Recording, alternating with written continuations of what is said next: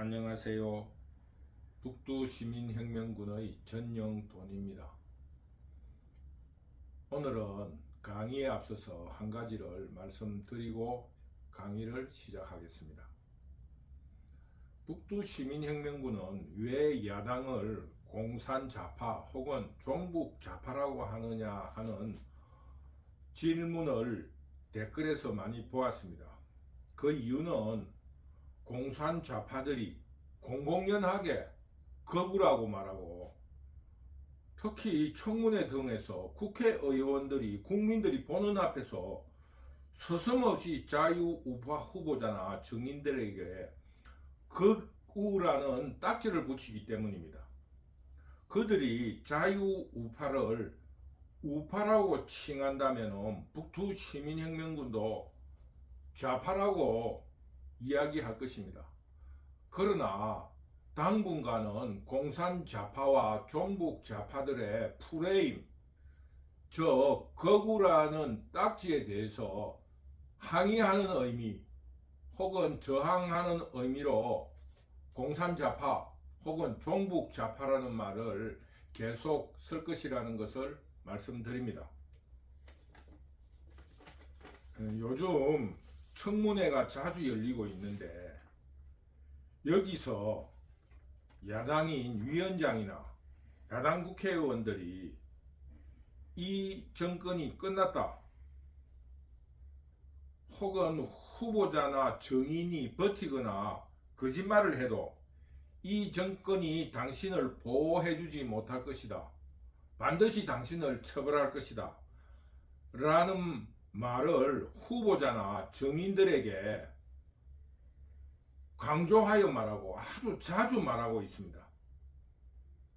북두시민혁명군은 그 공산좌파 그리고 종북좌파들이 이렇게 말하고 있는 것은, 이런 발언 속에는 이 자유우파나 공산좌파의 지지 세력들의 심리 상태가 숨어 있다는 것을 지적하고 싶은 것입니다.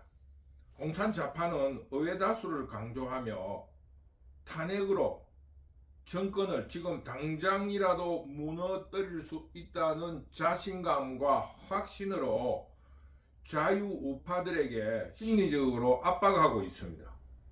미래 권력이라는 자신감을 표출하고 있으며 강력한 공격 드라이브를 심리적으로 펼치는 것입니다. 물론 공산좌파 인플루언서들도 미래 권력의 보장과 후원, 그리고 지지 세력들의 자신감에 힘을 입어서 그 미래에 대한 확신과 희망을 가지고 움직이고 있습니다. 그런데 자유우파들은 윤석열이 이재명을 구속시키지도 못하고 정책에서도 의회의 방해로 한 발자국도 나가지 못하자 큰 실망감을 가지게 되었습니다. 이런 속에서도 당정, 즉 윤석열 대통령과 한동훈 대표 간의 불화까지 겹치니 불안한 것입니다. 이런 속에서 박근혜 불법 탄핵 때처럼 성문 안에서 문을 열어주는, 자물쇠를 따주는 그런 배신자들이 있지 않을까 하는 이런 불안감, 패배감, 패배주의에 빠져서 지금 현재 상황을 돌파하겠다는 그런 자신감이 없이 숨어서 상황을 이렇게 저렇게 눈치를 보고 있는 그런 처지에 빠져버렸습니다. 그러므로 자유우파 지지자들은 커밍아웃을 하지도 않고 또 정치적인 소신을 적극적으로 펼치면서 이 상황을 타개하려는 자신감과 공격을 잃어버렸습니다.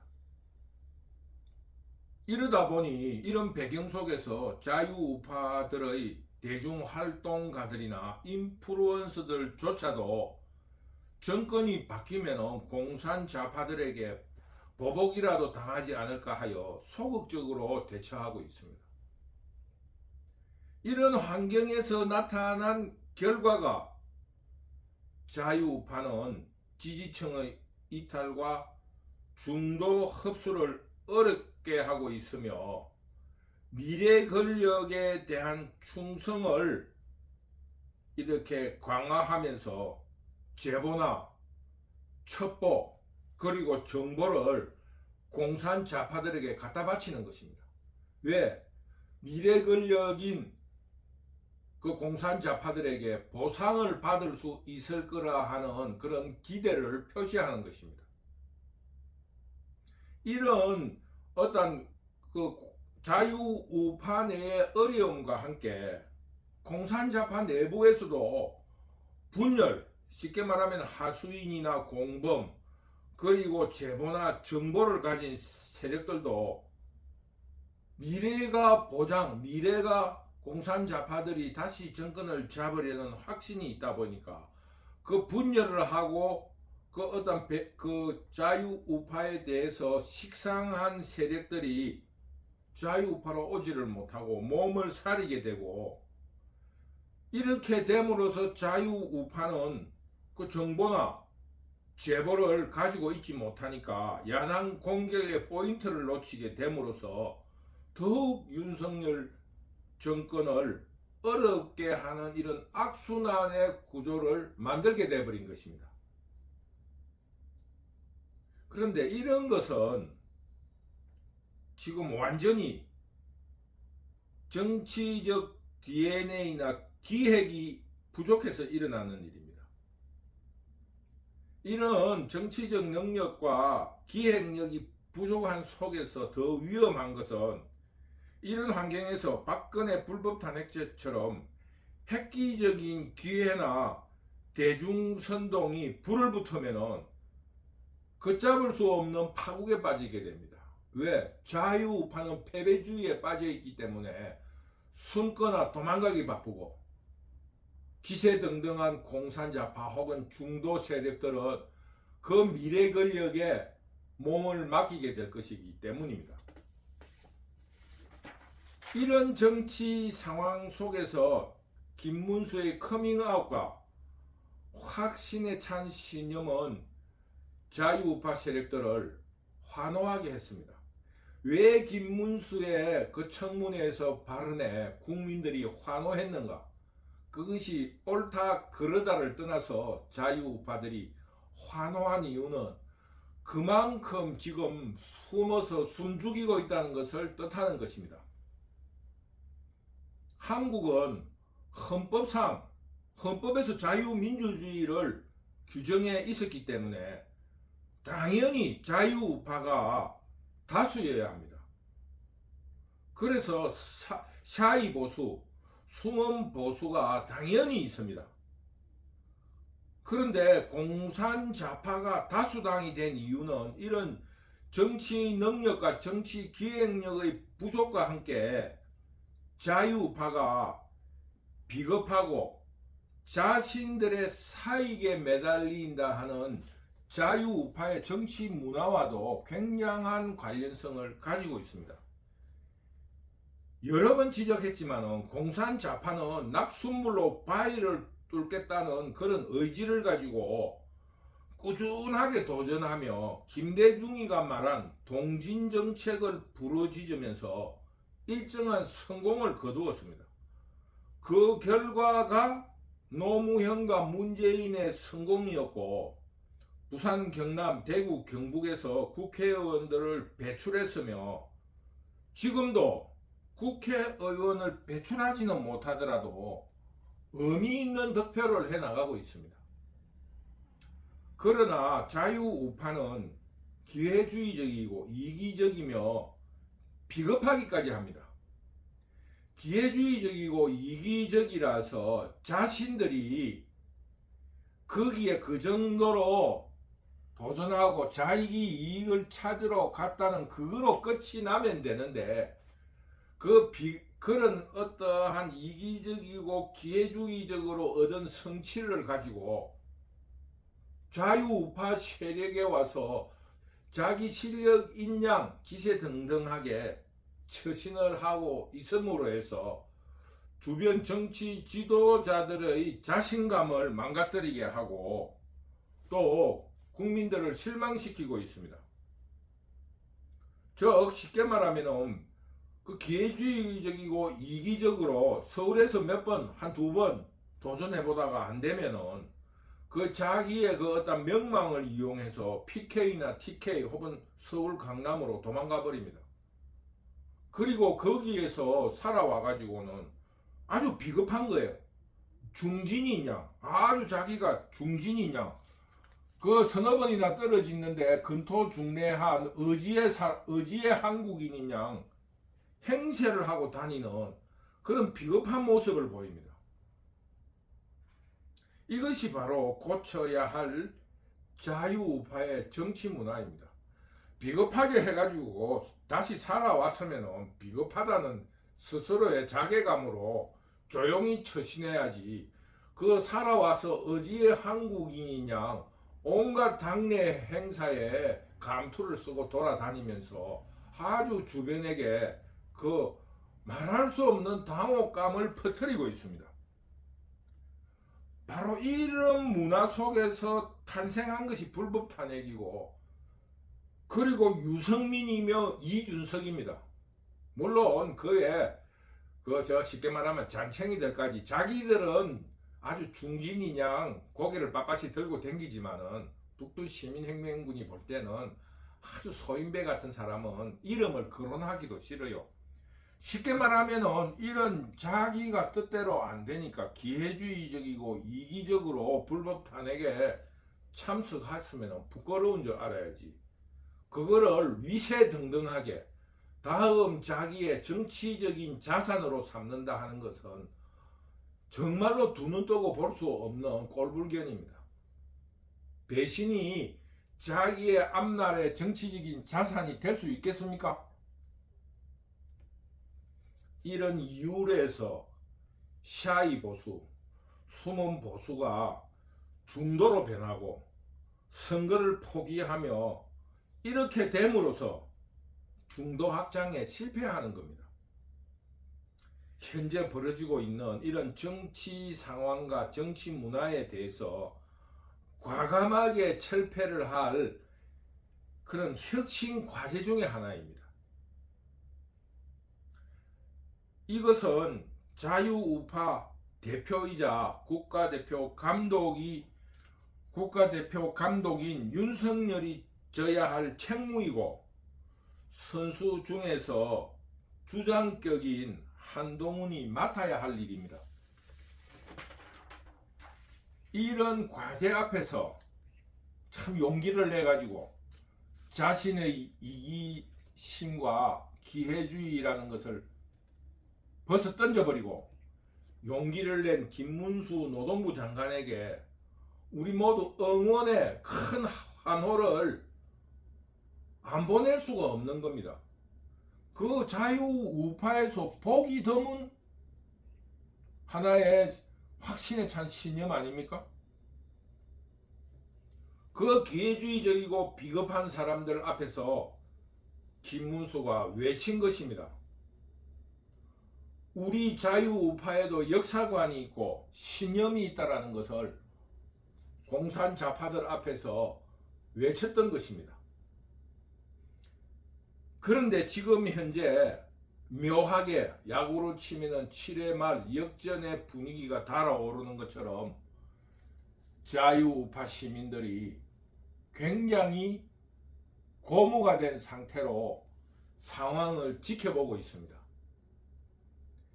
김문수 현상과 함께 이진숙이 신원식 국방부 장관, 전 국방부 장관, 김용현 국방부 장관 후보자들의 강력한 대응은 이런 고무된 자유우파 세력들에게 큰 용기를 주고 있습니다.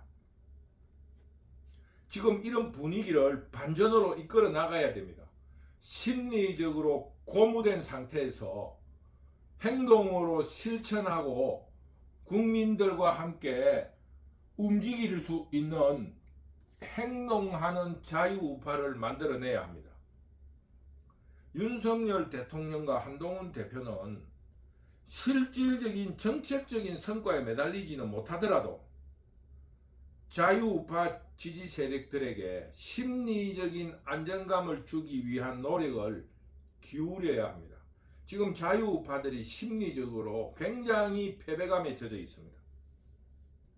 꼭 정책이나 정치적 행위가 아니더라도 더욱 적극적인 대민 접촉, 그리고 대중 집회에 얼굴을 내밀고 지지 세력들을 응원하는 정치적인 표현을 자주 해야 됩니다. 지금 이제 야구로 말하면 7회 말 반전의 기회를 가지고 있습니다. 김문수 현상과 국회에서 강력한 야당과의 대결로 자유우파 세력들의 불안감이, 잘하면은, 잘 싸우면은 우리가 지지는 않겠구나 하는 그런 불안감을 해소하고 뭔가 해봐야 되겠다 하는 봄날에 기지개를 켜는 나무들처럼 우리 모두 가슴이 울렁울렁하고 있습니다. 그러니 윤석열과 한동훈은 지지 세력들에게 자유우파의 신념에 찬 정치 표현을 많이 해줄 것을 간곡히 당부드립니다. 그리고 촛불 집회와 같은 내란에 대비하는 강력한 대응책을 마련해야 합니다. 그것이 계엄령이라 할지라도 헌법 내에서는 보장된 것이고, 특히 한국의 대통령제에서는 한국의 대통령제에서 국회의원과 대결할 수 있는 유일한 제도입니다. 한국의 대통령에게는 국회 해산권도 없을 뿐만 아니라 국회의원 소환제도 없습니다. 지금 어떻게 헌법을 만들었든지 그 대통령과 국회의 어떤 그 견제와 균형이라는 입장에서 의회에 지나치게 힘을 실어 주었다는 느낌을 버릴 수가 없습니다. 그러니 국회 해산권도 없고 국회의원 소환권도 없고, 국회의원은 유일하게 불법적인 그런 일에만 그 국회의원 배지가 떨어지는데, 이 국회의원 배지는 국회의원 특혜에 의해서 완전히 보장되어 있습니다. 불법을 저질렀다고 하더라도 구속이 될 수가 없습니다. 국회에서 동의를 얻어야 되니까 국회의원들이 자기들 그 같은 패거리들끼리 구속을 동의해 주겠습니까? 그러니 윤석열 대통령은 야당에서 어떻게 항의를 하더라도 계엄령에 대한 확실한 준비를 해야 합니다. 그게 지금 한국의 헌법상 보장된 대통령이 가질 수 있는 국회에 대한 유일한 견제 제도입니다. 그러므로 계엄령에 대한 준비를 철저히 해야 된다는 것을 북두시민혁명군은 강조해 둡니다. 그리고 우리 자유우파들은 이 현대사의 성취를 지키기 위해서라도, 후손들에게 이런 영광된 업적을 물려주기 위해서라도 우리 모두가 세력을 결집하고 강하게 조직되어야 하며, 개개인은 굉장히 단호해져야 합니다. 자유우파 세력들도 공산자파와 피를 흘리며 싸울 수 있다는 각오를 단호하게 해야 한다는 것을 북두시민혁명군은 이번 시간에 강조드립니다. 늘 북두시민혁명군 유튜브를 사랑해 주셔서 감사합니다.